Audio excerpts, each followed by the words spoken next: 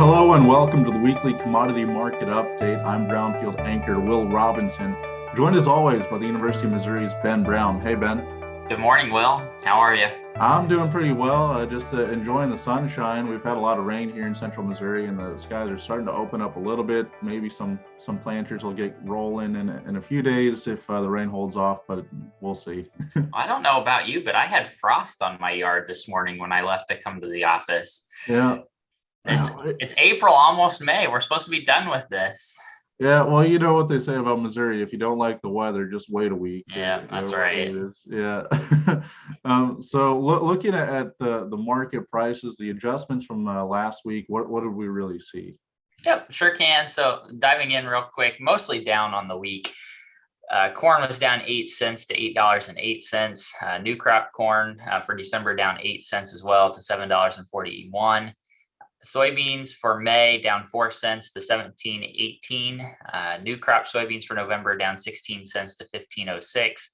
Looking at those different soybean oil or soybean components, soybean oil was the lone commodity that we talked about that was up last week. Soybean oil was up 3 cents, a little over 3 cents to 83 cents per pound. The soybean meal value is down almost $10 per short ton to $456. Old crop wheat down 35 cents to $10.90, and then new crop, which is that July wheat contract, down 28 cents to $10.99.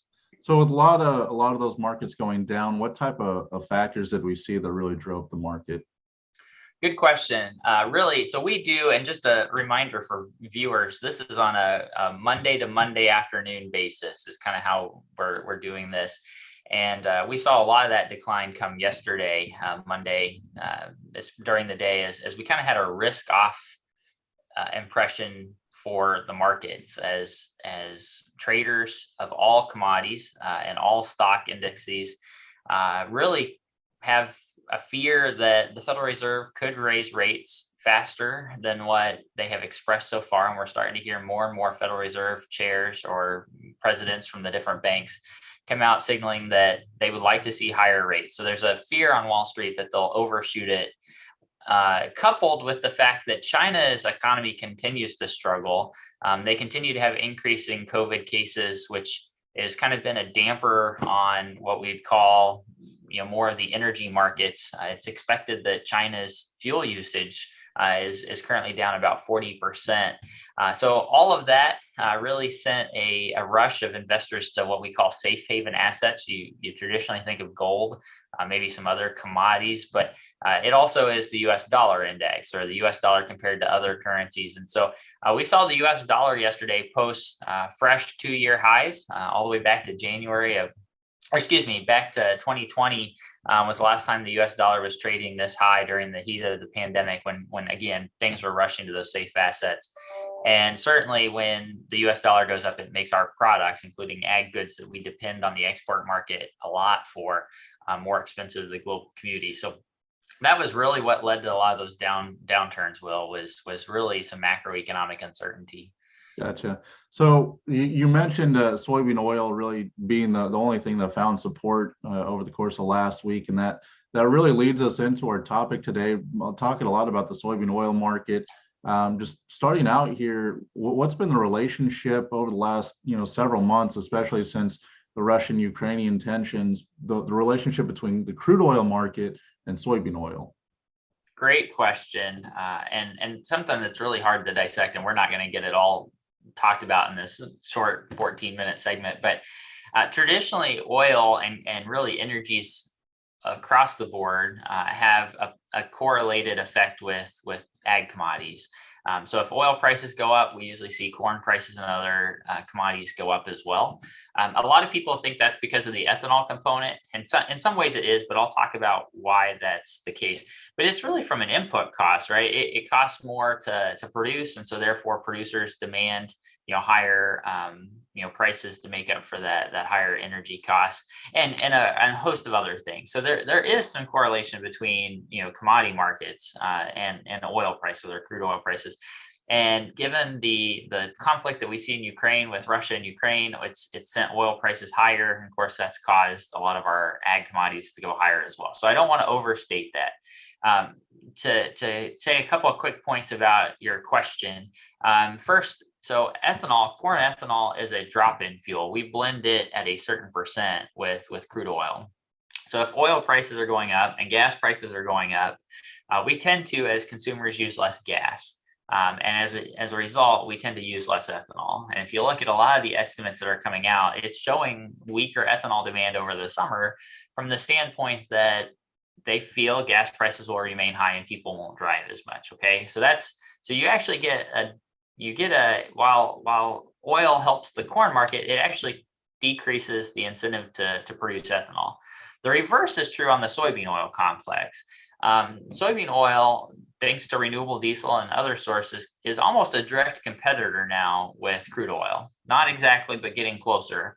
And so therefore, if you see oil prices going up, it shifts the demand to vegetable oils, which include soybeans. So we see more of a correlation with higher prices and oil prices on the soybean oil and vegetable oil complex than we do with really the ethanol market, but they are all kind of connected. So we've seen vegetable oil prices trade at their highest level ever. We're trading at 83 cents a pound when just 5 months ago we were trading in the 20 to 30 cent range per pound. So almost a threefold increase in those vegetable oil prices. So looking at that, it's kind of a funny function of the market almost. One, you look at the ethanol side, crude oil is seen as an input producing ethanol, so it correlates with the market. And then on the flip side with soybean oil, it's a competitor, but it does the same thing, but maybe to a greater extent, like you said, because with ethanol, even as maybe crude oil prices drop, ethanol might lag behind that just a little bit more than the soybean oil market. So really, whenever you see how much flexibility there's been in the market, or how quickly it's gone up and down, soybean oil is one of those things that it's been trading sharply higher to sharply lower kind of day to day at some points. It has been. Part of that's due to the amount of news and just the announcements that have come out. Indonesia, for instance, last week, one of the things that we've kind of reported on a little bit was Indonesia was going to restrict their exports of palm oil. Palm oil fits into the greater vegetable oil complex. And so we'd expect that a restriction from Indonesia, the world's largest oil of palm oil, they produce about 59%, would send vegetable oils, including soybean oil, higher. And it did. The same thing would be true if the drought in the upper plains here in the United States and in southern Canada continued to expand and decreased canola oil production. Again, canola feeds into the global vegetable oil complex. And all those things are really just pushing oil prices, vegetable oil prices higher. It's kind of a little bit of a rotating door, Will. So the reason Indonesia is limiting exports is because palm oil is their primary cooking oil. And they're trying to fight food inflation within Indonesia, support those of low incomes, and so they're restricting the exports of palm oil to cheapen food prices or cooking oil. And so we've got this weird balance here to where if oil prices go up, we've got almost a little bit of a social unrest case that could actually start to develop in poor countries that really depend on these vegetable oils for cooking and just everyday life. Well, just looking at that, what's the risk within the market that if we run into even greater inflation on the food pricing side of things, that we see more countries do something similar to Indonesia and start limiting exports on certain things, trying to control prices locally, but then that makes problems maybe worse across the rest of the globe? No, absolutely. And that's been a big concern of mine. With the conflict in Russia and Ukraine, initially, we were hearing about restrictions of sunflower oil out of that region. That's the world's largest dominant sunflower oil producers. They produce about 78% of the world's sunflower oil. And so it is certainly possible that you see countries restrict exports of these oil products. That's not a policy here in the United States we've taken. The U.S. philosophy, I guess, if you will, or current philosophy, is that products are allowed to trade to the highest bidder, or those that have the most money to buy the product. That could mean the export market. So even though our domestic customers might be paying more for oil prices, if an international buyer is willing to pay for it, our domestic buyers have to compete with the international buyers for that oil. That is our policy. We haven't limited the amount of exports or put export restrictions. But it's certainly, a possibility for some of these smaller countries in the Middle East and Southeast Asia that do produce a lot of oil products as well. And we'll have to, I guess, just kind of watch and see, which ones are limiting the trade. But certainly more of a concern internationally, at least in my mind, than here in the United States, us limiting oil exports. So I'm curious on that. Just kind of sticking on talking about the kind of the balance between exports and imports there.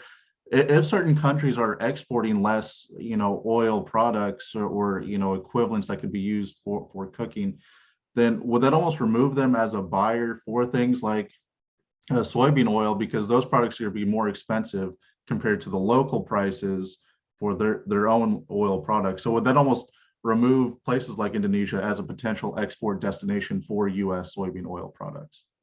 Yeah, no, we don't. Yeah, so no, I'm not saying we necessarily export to Indonesia. Correct. Yeah. Well, but I'm saying, could you see similar instances elsewhere? So I was making the case that for some of these larger exporters, they tend not to import a lot, right? Because they have readily available supply. But you are correct. In the case of Indonesia, their policy to restrict exports of palm oil was really a couple of fold. One, they were very concerned about cooking oil and limiting the export to cheapen the domestic price for oil products. Now, farmers in the region aren't happy, right? Because they could get more for their product if they could get it outside the country. So the second thing that's part of that is the government is kind of the Indonesian government is trying to use this as a way to reform the industry, move away from a few large palm oil producers to smaller palm oil producers, or more producers. We'll see what happens. My point here is that you are correct. It would limit their ability, or need to buy international product, but it does increase the demand within the country, right? So the price is getting cheaper, so we'd expect that buyers within the country would increase their demand. And at some point, maybe the demand within the country exceeds the production, and they do start buying again. But in the case of Indonesia and some of these larger countries, I don't expect that to be the case. So we only have a couple minutes left, and I'd like to at least get your thoughts on maybe the impact of Biden's announcement on summertime E15 sales, really opening that up. How much of an impact do you think that will have on the energy sector? So good question. It's just a 1-year temporary approval.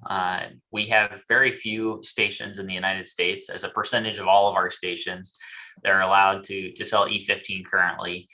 So I think, those stations that have the infrastructure and can sell E15, they're allowed to continue to sell through the summer. And I think they'll see some increased E15 sales.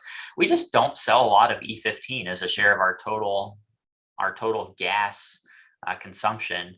And so therefore, picking up a couple of months with the current infrastructure, I just don't really see this moving the needle much. That's a pretty pessimistic view. If there was a more permanent allowance for annual sales of E15, we'd see more retail stores put in E15. But also RIN prices are high, and RIN prices are the economic incentive for gas stations, local gas stations, to put in E15 and higher ethanol blend pumps. So the market's sending the right signal, and certainly it's a possibility to see some increased sales, but I really don't see E15 making that much of a dent this year. All right. Well, maybe starting to wind down here. Some reports to watch this for the rest of the week. Wednesday, the ethanol report. So Ben, that might play into some of the things that you were talking about right there near the end. And then on Thursday, we have an updated look at export sales. As always, Ben, it's been a pleasure. I'm Will Robinson on Brownfield.